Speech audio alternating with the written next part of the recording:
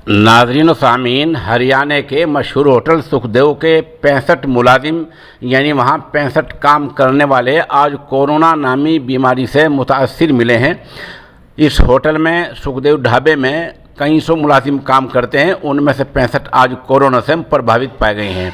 इंतज़ामिया ने सुखदेव ढाबे को अगले 2 दिन के लिए बंद कर दिया है।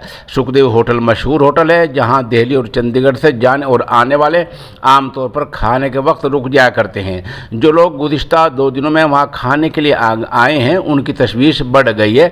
हालांकि ढाबे पर सफाई और सैनिटाइजर का मुकम्मल इंतज़ाम है। ये ढाबा मूर्थल के पास ज़िला सोनीपत में है।